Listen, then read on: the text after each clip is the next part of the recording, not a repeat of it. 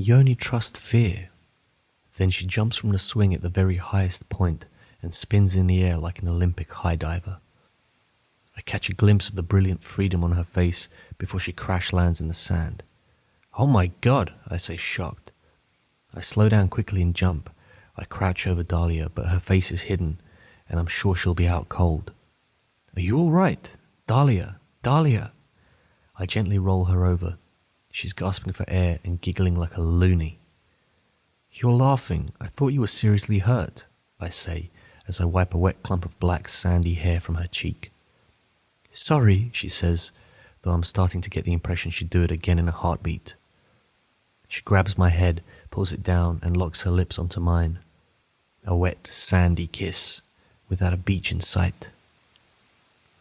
I pull away but staying close, letting her sweet breath caress my face. "Not a bad sorry," I whisper. "Thought you might like it," she says, rolling that bottom lip again. "There's a lot to like," I say smoothly. "Which bit?" she says with a flick of her brow. "All the bits," I say seductively. She giggles and stares as she bites harder on her lip. She's daring me. We lay in each other's closeness until I become lost. Something raw is happening. A wall inside me is crumbling, and the view to the other side is spectacular. "I had this dream about you," I blurt out. "Let me guess. I asked you to trust me," she says with wide, twinkling eyes. "How did you? I had the same dream," she says. I drop down and kiss her again. Her lips are so soft I barely feel them. Her tongue slides out, and I trace it with mine. Electricity and heat burn across our bodies, and just as I can take no more, she pulls away. "Shall we?" she asks.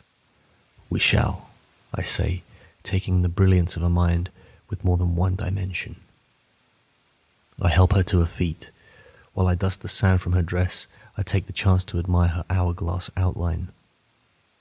Her arm, which was covered in tattoo freaks, is now visible and sleeved in a beautiful black and white mural tattoo that would take days of staring at to work through. I flinch downstairs as I try to envision what other ink may lay beneath that dress. She instinctively picks up the track in absolute darkness, but this time it's different. My faith in her has grown. I'm less like prey and more like a traveller on a deviant journey with a mystical tour guide. She looks to me and flicks her eyes again. Over the next dozen steps, the track completely vanishes, leaving us to wade through thick clumps of ivy that lay over soft fern and knee-high shrubs. I pull Dahlia in behind me to shield her from the thorns tearing at our legs. "Get on my back," I say. I bend down and she complies. I don't have a clue where we're going, so I listen to her navigate and sing to herself. What a sexy freak. Middle of the night, middle of nowhere, in the rain, guided by subliminal force, casually humming a tune and looking around as though it's her first day on Earth. "There, Levi, see the light?" We stop as her finger points through some taller woods at a honey-coloured glow in the distance. "The velvet eye," she says breathlessly.